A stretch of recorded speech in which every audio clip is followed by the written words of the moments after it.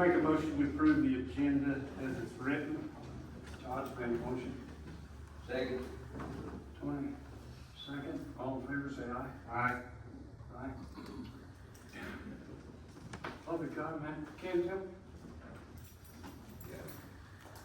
I can't, didn't see you. What's it? Over there.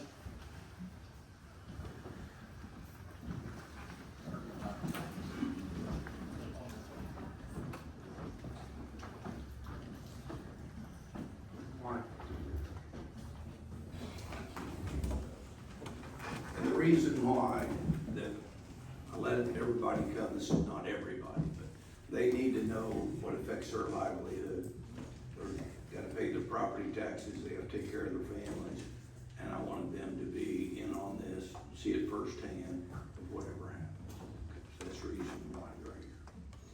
I'm gonna give you some facts first, okay? So the facts are, the difference in the two bids, you know, the state takes care of 75% of this money. So anything past your 25% is the state, whatever you don't use, they give to some other county. So your 25% that you have to pay, and the difference would cost the county $19,500. That's all the county would be out, is $19,500. Also had it looked at from legal counsel, they said everything's good, you guys have more than the rights to do what you think is best for Washington County. I did want to give you just a slight education on the making of asphalt, and quite frankly, a drum mix plant can make it cheaper than my batch plant, okay, it's just a fact of life. I'll give you a quick scenario. Drum mix plants, where you got your bins, they got weight scales, over belts, goes into a big drum, spray the asphalt on there, and there's your asphalt. On a batch plant, which we're probably one of the last ones, and I don't know how long it will, but anyway, I take the stone segregates, so you take it at the quarry, you dump it, it segregates, you load it in the truck, it segregates, you take it to the asphalt site, it segregates, you put it in the bins. My plant is a batch plant. I actually elevate all that stone, run it through screens to get back to the pure gradation that it needs. Each one of them bins are weighed separate. My asphalt is actually weighed by the pound, it's not metered. So to me, I think we have a superior product, that's my opinion. Is their plant legal? Yes, it is. I'll be the first to tell you, it is legal. The other thing is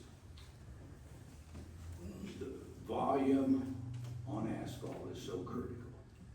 So of course, we count on the county's business every year, and your unit cost is so driven by it. So the reason why this is so important is just not this bid, but my unit cost will have to elevate. So then it's more for the cities, the towns, driveways, parking lots, YMCA, everybody that wants to support the local guy, unfortunately would either have to pay a little more. So it does affect the volume. I don't want to run nobody down, and I think the world, but if you research, of course, you know, on R-42-890, State Road 11, R-39742, State Road 66, they have had some problems. I ain't gonna get into it, they can tell you about that at another time. So, reinvesting in the community. You know, and I can name them, every business there is in town, from Ace Hardware, Washington County Tire Partners, John Jones, Sullivan's Floor Coating, all these companies that are local, I buy from them. I can go downtown, probably save 10%, but I don't, because this community will build if we help each other. The difference of the 19,000 is less than 0.5%, which I could pick up easy if I just didn't help the community, but I'm gonna help the community. So we also contribute to all 3 schools, Great Lakes, softball, basketball, you name it, cheerleading, whatever. Police department, we contribute, police department. The emergency services, we contribute to everyone. And I give Josh here credit, you know, we've started, all of our good young people have went downtown to get jobs, because we don't have that many jobs to offer. And by the way, we have openings constantly in our business, but he's West Washington, we're doing a vocational, we're trying to take the kids that's not going to be rocket scientists and get them in a trade. We are getting zero help from anybody. We're doing all this out of our own money. And we hope to get Salem, we hope to get Eastern, where we can keep our children and the people we've invested in here in the county, not ship them to another county and lose the benefit thereof. We contribute to Emer Festival, you name it, from Campbellsburg to Pekin to Salem, all that stuff. I think it's good because it is reinvesting in the community. We spend over $200,000 a year trying to bring in business, and most of them have 3 to 4 employees. So all that money to try to bring business into Washington County, but we're not sure if we're going to support our local business, which got them, it's a little wild. And I will take everybody back memory lane, you know, there was 5 of us started a concrete plant, and we had a concrete plant in Salem. Cheapest I could sell it for was $45 a yard. The competition sold it for $42 because they had better buying power. And we sold it for $45.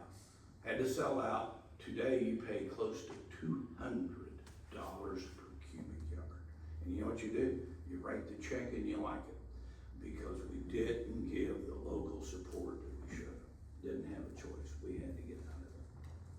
Last storm, you know, came through town, county hauled brush out to my facility, never charged you a penny, never charged any of the community. We put cranes and men out helping on the storm free of charge. Property taxes, you know, we pay personally on Temple and Temple, we pay about $350,000 a year in property taxes. In this room with just our people, it's $1 million. So you got $1 million of tax money that you would hopefully reinvest in your own community. We pay out over $1 million to all these little businesses here in town. I can get it cheaper. I can go downtown buy cheaper. I don't want to. I want to reinvest in the local. So talk about a local community multiplier, okay? And this is something that is used everywhere. PSI, back when they was in business, had a multiplier of 6 to 1. So you keep $1 in your county, you can take it times 6. So if that was true here, that would be $12 million of impact that you could put into Washington County instead of sending it to another county. The most conservative, which I'll send you all an email, or thing here I got backed up, but I didn't want to give you tons of paper. The most conservative would be this bid alone would put $3 million back into the local and into the economy, into all the small businesses, and that is the most conservative one. So I want to read the last sentence of your bid that you guys wrote, okay? And it says, owner reserves the right to reject any and all proposals. We waive technicalities, irregularities therein, to delete bid items or other items, and to award the contract based on bid proposals as in their judgment. You guys, commissioner and judge, in their judgment serves the best interest and the most advantageous to Washington County. To me, it's a no-brainer, okay? $19,500 is what it costs you to get millions of dollars and all these people's jobs where I'm so dependent upon it, which I probably shouldn't be, but I am so dependent upon your work, that you're talking about local people getting laid off, that's got families to take care of, they got their property taxes to pay. I hope you vote for Washington County. Appreciate your time.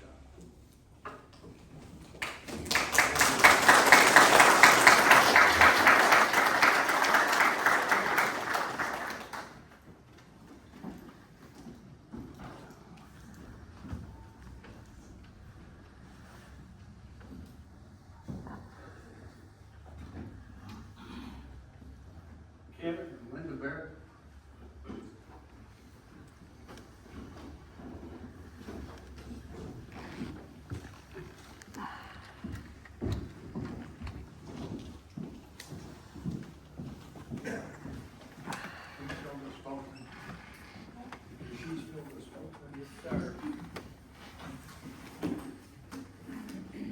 she's a real good one too. Spokesperson, I'm sorry.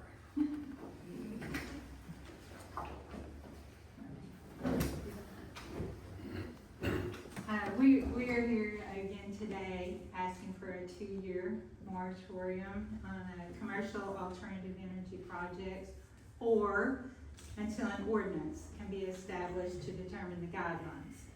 Again, this would not affect homes or small businesses using alternative energy, but it should cover all forms, wind, solar, nuclear, etc. Let's do it all. According to an article posted in the May 5th Indiana Capitol Chronicle, they reported that 72 of 92 counties in Indiana have moratoriums or bans on renewable energy installations. This appears to be an area of concern in the majority of our state. Many counties across the state have ordinances in place already addressing commercial energy sites. Several continue to amend their ordinances as more information comes to light. Our neighbors in Clark County just amended their ordinance in November to increase setbacks and buffers. We believe the following should be included in any ordinance of this type: good neighbor agreements, caps on acreage, setbacks, height and buffers, ground cover, fencing and how it will affect wildlife populations, underground cables and above ground infrastructure, glare minimization, signal interference, sound level limitations, drainage repair, road use during construction, operation and decommissioning, battery energy storage systems, or BESS is what they're called. Will they be allowed, and how do we prepare for the possible hazards associated with them? Decommissioning and the bonds needed to finance it. So with all of those parameters, it's going to take some time for the Planning Commission to research and develop guidelines for our county. However, we suggest look at other counties and let's don't reinvent the wheel method. There's a lot of good information out there. Other counties have already prepared. And the state of Indiana does have code in place for commercial energy systems, which we have not adopted here in our county. But they are of a minimum standard that's probably inadequate for our rural county. We do need to consider the rights of the property owners who wish to lease their ground for commercial energy. Many may feel that this is the best way to keep the farm in the family, even if the ground can't be cropped by traditional means, but may feel that they can farm the sun. Most of you are probably aware of lower crop prices. And we also have an aging farmer population. So some of those owners may be looking at this as a retirement income, so they don't have to sell their farm. So those are some factors that we need to consider. Another factor that may be a compromise could be the development of an agrivoltaic system, similar to one that's being built in Ohio. They have 1,000 sheep, crops, and solar panels coexisting on a planned 6,000 acre project. On the other hand, this might mean that the sheep market would bottom out with this kind of influx. Another consideration that should be discussed is whether we want to help our state become less energy dependent. According to the Indiana Citizens Action Coalition, Indiana is an energy deficient state. Do we want to be responsible for supplying energy to our sister cities in the state? Or do we want to supply energy to these new data centers that are being built that we rural folks use when we order online, we run our equipment, and we use the cloud? So are we responsible to help with that? That should be part of the discussion. Finally, we need to be sure of how these projects are approved or declined so that it will lessen the risk of lawsuits for our county, as well as for the property owners. For some interesting reading, you can Google Grandview, Indiana solar project, and They've been under a lot of legal battles in that area.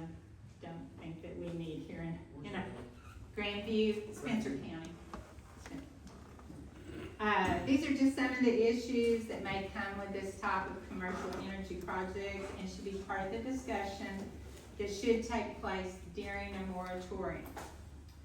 So in summary, we need to strike a balance between the rights of those who choose to lease their properties versus those of us who want to continue with traditional agriculture, as well as those who live in the country because they choose the rural landscape.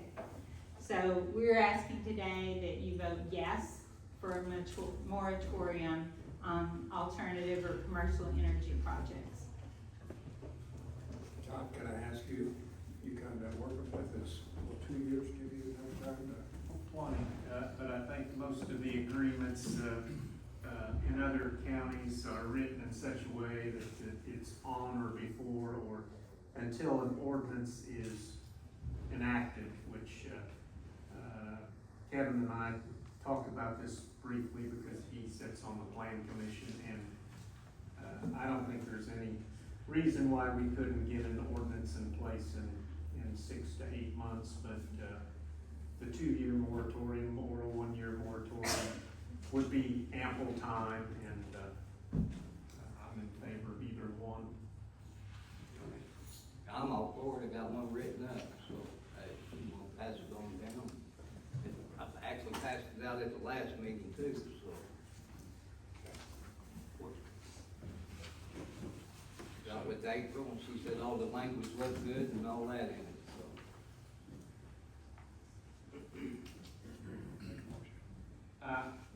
I'm not ready to vote on it today, but I will, but I think we need to have time to look it over and read it. So, what's that?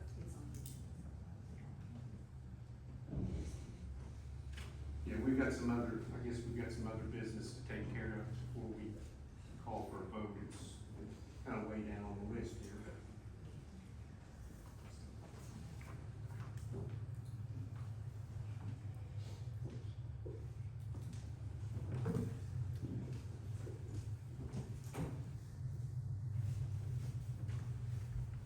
Owens, Fife, and Collins. Are y'all done? We will wait this in. If you'd like to see a copy of this, I'll give you one.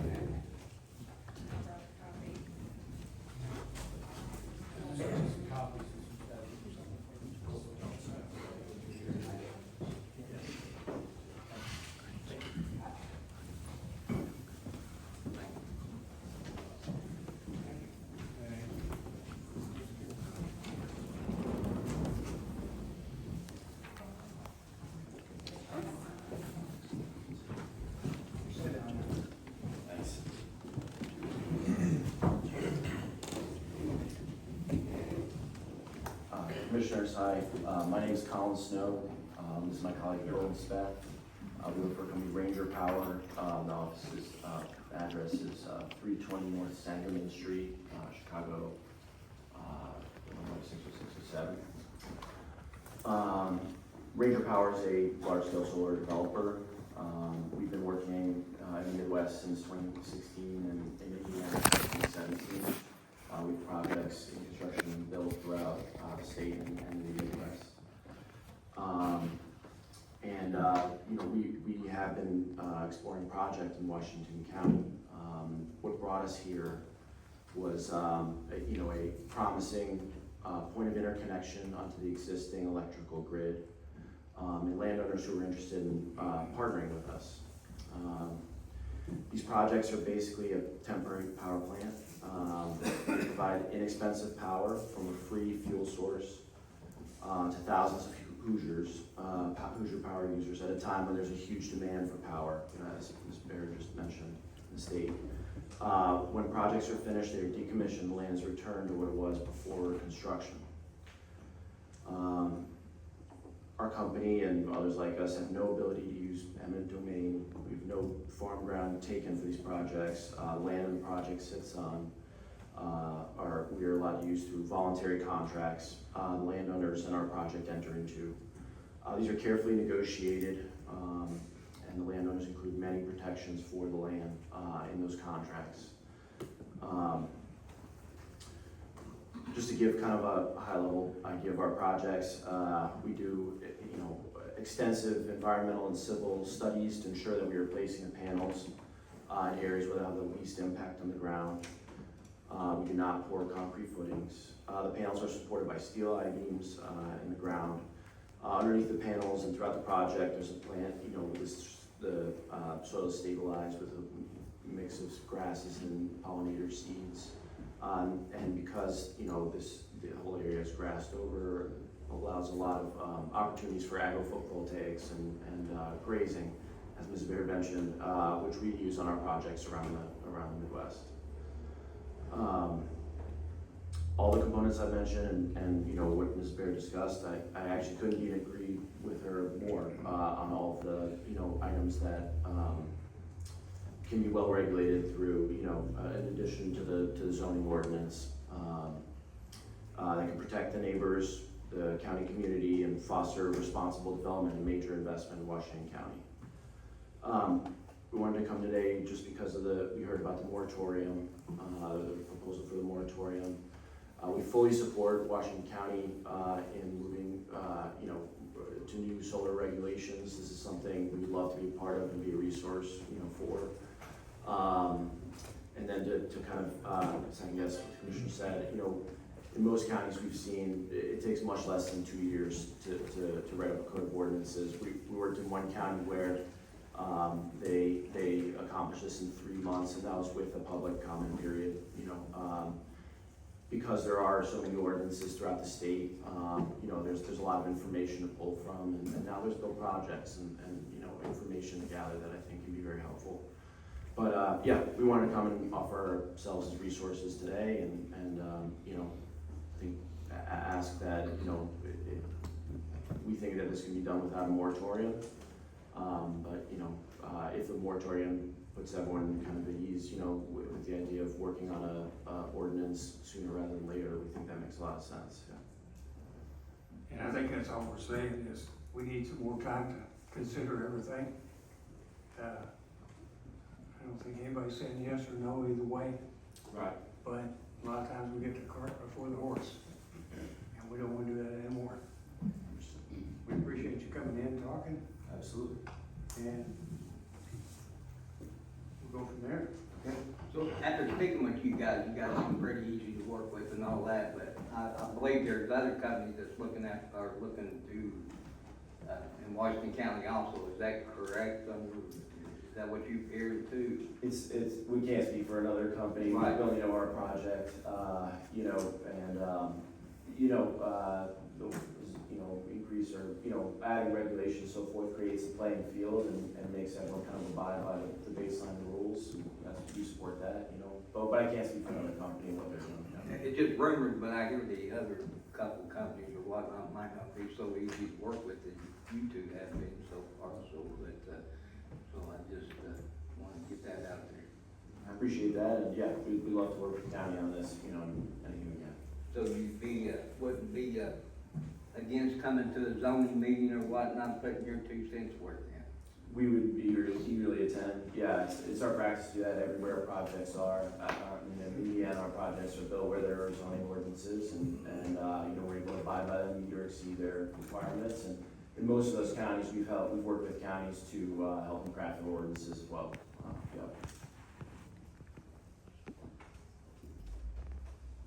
Anything, Josh? Yes, sir. Appreciate it. Thank you. Thank you. Appreciate the commissioner's time.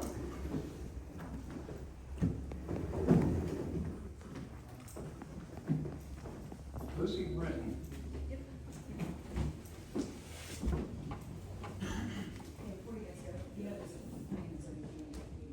We heard that, yeah. Just want to make sure you guys are shut down.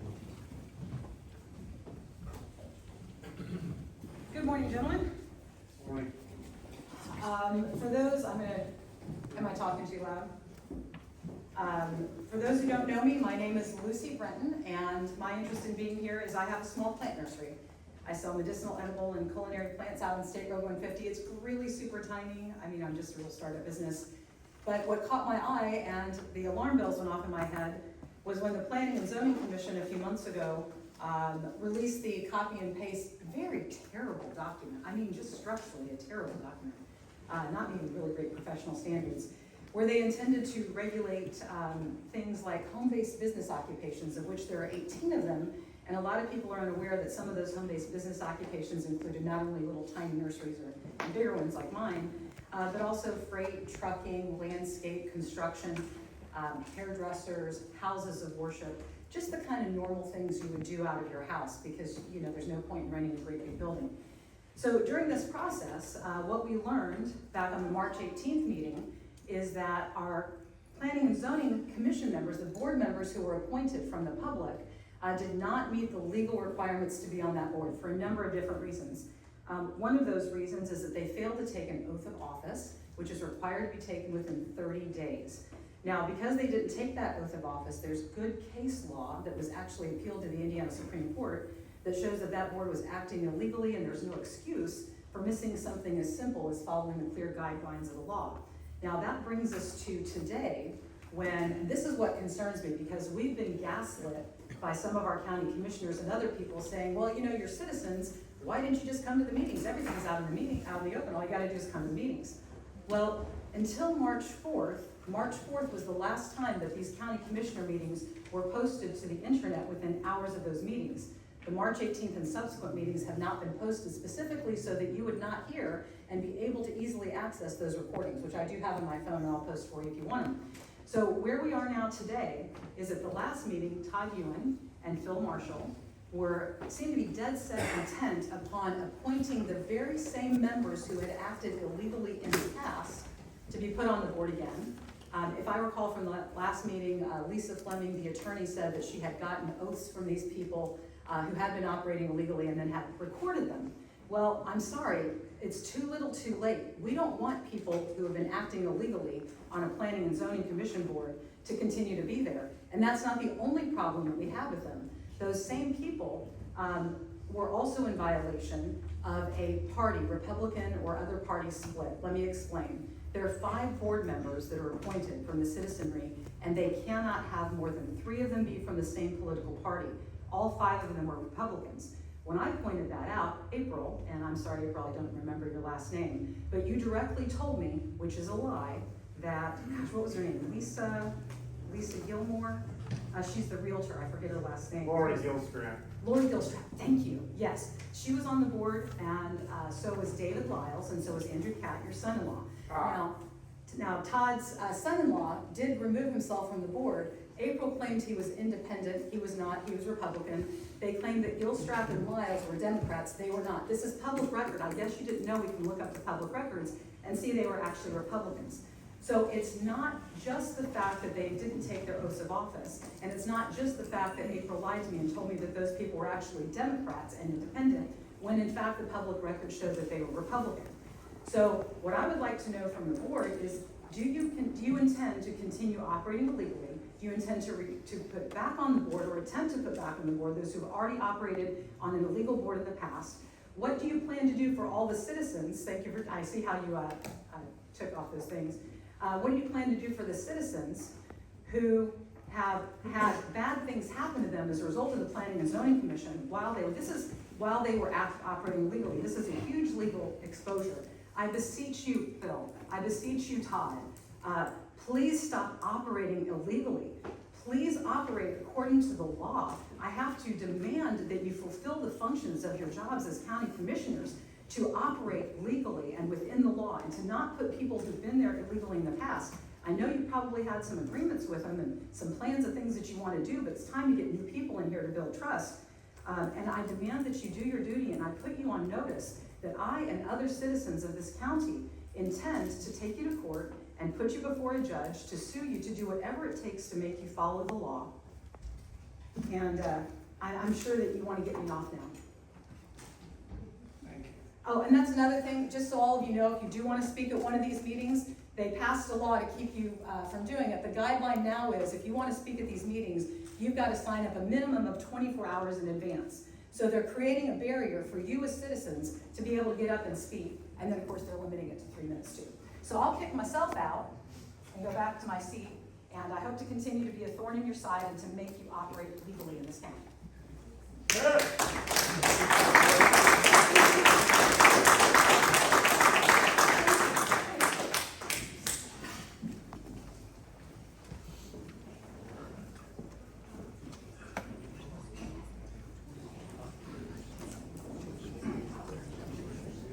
And I'm willing to come back up if you have questions you'd like to ask me or comments you'd like to make. Happy to do that sitting here in the chair. I got a big voice, I'm sure you can record it for me.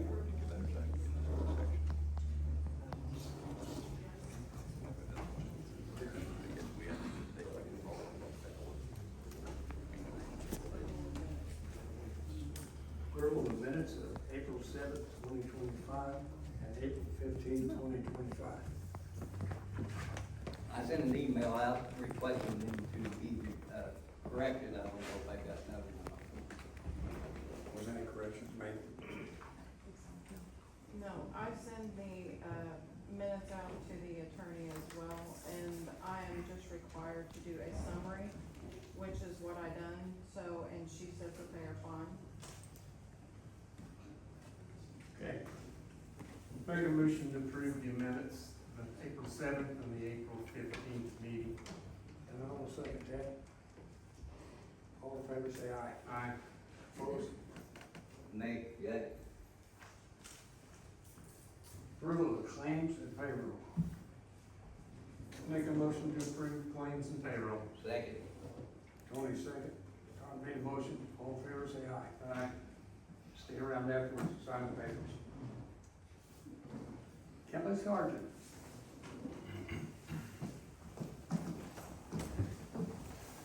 Morning, everybody. Thank you for Morning. seeing me today. I appreciate it. Got some information for you.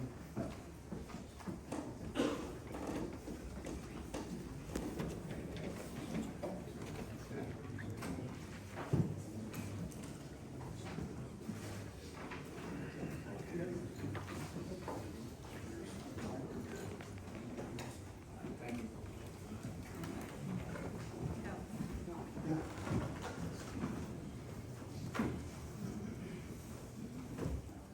Ladies and gentlemen, the reason why I'm here today, thank you very much for seeing me. We have an issue with the Washington County Emergency Radio System, and it's a situation that is troubling me deeply. Twice this year, we've had catastrophic failures of our communication equipment radios, meaning we could not transmit, we could not talk to first responders, we couldn't talk to our officers, EMS, fire departments, or anything because of catastrophic failures of our radio system. That happened on February 14th, and then it happened again during the tornado that we had. My sheriff was with me in the dispatch center when we had a power outage and we lost dispatch position number 3. We weren't able to transmit radio to our first responders. Looking at the radio system, we were looking at getting it replaced, and I've been in contact with ECS, and I was wanting to get paperwork and to kind of date to see how old our radio system is to be replaced. They looked through their records and they don't even keep those records anymore because it's so old. The people there at ECS told me that our radio system is not only outdated, it's obsolete. They don't even make replacement parts for it anymore. On the catastrophic failure that we had on on March the 14th, Denny is also our EMA director. She was actually working dispatch that day when we had experienced a catastrophic failure. We were without main radio communications for over 5 hours. When it failed, Salem Police Department, they were on a call. We couldn't communicate with them. They couldn't communicate with us. Our own officers in the field, we couldn't communicate with them. They couldn't communicate with us. We were having to transmit emergency transmissions over a handheld radio, right? And the officers will tell you when you get down to the bottoms of the county and everything, using the handhelds, it's very difficult to understand and pick up radios. But that's what we were having to do. So I notified ECS. They came in to try to do a patch job real quick to try to get us back up and running. The equipment that they brought, would not interface with the current equipment that we have because of the date or the age of our equipment. So they had to work their magic, to try to get those two to interface with each other. And as they did, they were kind of looking at it sideways and they said, we can't guarantee how long this is gonna last you. It became evident again in April when we had the tornadoes and we lost radio communication. I began looking, for grants, and with the help of Danny here, we began looking for grants to try to get, our radio system replaced. Because of the election, all the grants were closed at the time, we weren't able to find anything, so, started looking for money, somewhere, and it was actually brought to my attention that, there's actually a possibility that we can actually use the county, the lit, dedicated to PSAP, the 1235 fund, to purchase new radio equipment for our PSAP, for our public safety answering point. It's vital that we have this because we have our first responders. You don't know what they're gonna go on, you know, they could go on a domestic call and it could turn south really quickly. And we have to be able to communicate with them, also with EMS and fire. I'm scared to death, because if we experience another catastrophic radio failure, luckily, knock on wood, nothing major happened, but if, due to the failure of our radio equipment, it could result in a delayed response, resulting in serious injury or death to the citizens of this county. We need a new radio system. What's the availability of it? Pardon me? What's the availability? They have this on hand. I have, the quote that they sent me. They can get this done pretty quick because all the stuff is on hand. We just have to get this approved, and then they'll come and they'll install. Any questions? So me, Todd? Sounds like you inherited a problem here. So, how old is this equipment again? No one could actually give me an actual date, but they mentioned somewhere in between Roger Lyles and Claude Combs. Right, so that dates this to 20+ years. The shelf life, the life expectancy for radio equipment is about 10 years, so we're 2.5 times that.